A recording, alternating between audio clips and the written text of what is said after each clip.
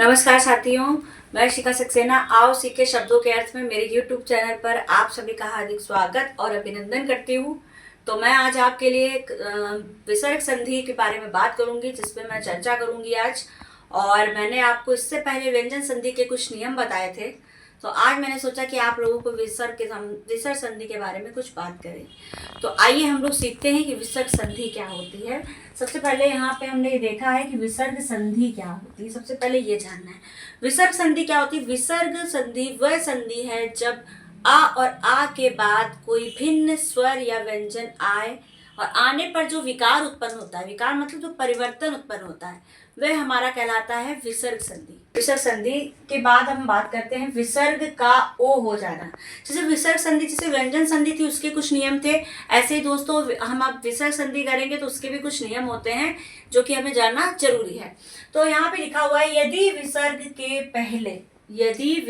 के पहले आ और बाद में अ और बाद में भी अ आए अथवा प्रत्येक वर्ग का फिर तीसरा, चौथा, पांचवा वर्ड अथवा या रा ला वा हो तो विसर्ग का क्या हो जाता है, ओ हो जाता है। क्या हो जाता है, ओ हो जाता है। जैसे कि मैंने यहाँ पे लिखा हुआ है, यानी आप प्रत्येक वर्ग का तीसरा, चौथा, पांचवा वर्ड समझ सकते हैं। प्रत्येक वर्ग का, जैसे मान लीजिए का ख ग, तो ये क्या हो गया, गा हमारा हो गया तीसरा, ठीक। चौथा क्या हो गया, जैसे का खा गा घा, फिर हमारा चौथा वर्ड होता है, फिर पांचवा वर्ग होता है। इसी तरीके से मैंने आपको इसके पहले वीडियो में बता चुकी हूं मैं। तो यदि विसर्ग के पहले आ और बाद में आ के प्रत्येक वर्ग का तीसरा, चौथा, पांचवा वर्ड या रा ला वा हो तो विसर्ग ओ हो जाता है। विसर्ग संधि की सबसे पहली खास बात है कि उसमें विसर्ग लगा होगा दोस्तों। इसको कहते हैं हम विसर्ग का चिन्ह, जो कि आपने संस्कृत में भी कई बार देखा होगा। अब जैसे यहाँ पे मैंने कुछ लिखे हुए हैं शब्द जिनकी मुझे संधि करनी है, विसर्ग संधि करनी है। जैसे तपोबल लिखा हुआ है, तो हम इसको अगर विच्छेद करेंगे तो तपा धन बल, ठीक है। तपा धन बल यानी विसर्ग संधि का क्या हो जाएगा, ओ हो जाएगा। तो यहाँ पे इसीलिए हो गया तपोबल। इधर आ गया मनोहर में भी क्या हो जाएगा, मना धन हर, तपोभूमि, तपा धन भूमि। अब यहाँ पे दोस्तों आप ऐसे नहीं करोगे कि आपने कर दिया तपो धन भूमि, तपोभूमि, तो ये आपके संधि विच्छेद गलत हो जाएगा। ये विसर्ग संधि के उदाहरण है, इसको ध्यान में रखते हुए हमें काम करना है। एक तो नियम ये हो गया कि ओ हो जाता है। दूसरा नियम आता है कि जब विसर्ग संधि में क्या होता है, विसर्ग का जब छ हो तो विसर्ग लुप्त हो जाता है और उसकी जगह क्या आ जाता है, चा आ जाता है। यानी छा तो लुप्त हो जाता है, छा को हम हटा देते हैं, उसके बदले में हम चा यूज कर लेते हैं, चा आ जाता है। जैसे अनुच्छेद को अगर हम विसर्ग करें तो अनु धन छेद, ठीक है।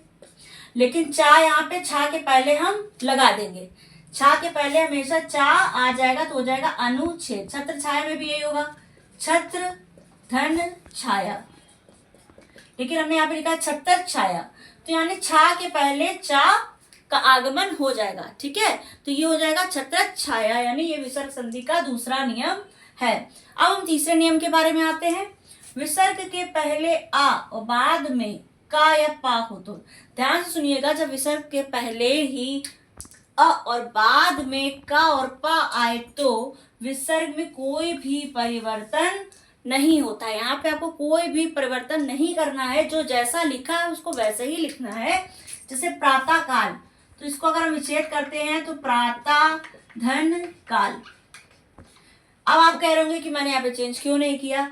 यहाँ पे मैंने इसलिए नहीं चेंज किया क्योंकि जो का है यहाँ पे बता रहे हैं कि का है तो विसर्ग में परिवर्तन नहीं होगा, इसलिए हमने कोई परिवर्तन नहीं किया है। अधा पतन में भी क्या होगा, अधा धन पतन, इसमें भी यही कहानी है कि पा आ रहा है, ये पा आ रहा है तो इसमें भी परिवर्तन कोई भी नहीं होगा, जो जैसा है उसको वैसे ही लिख देंगे। यानी प्रातः काल और अधा पतन, यानी का और पा को हमने देखना है तो वो विसर्ग में परिवर्तन नहीं होगा दोस्तों।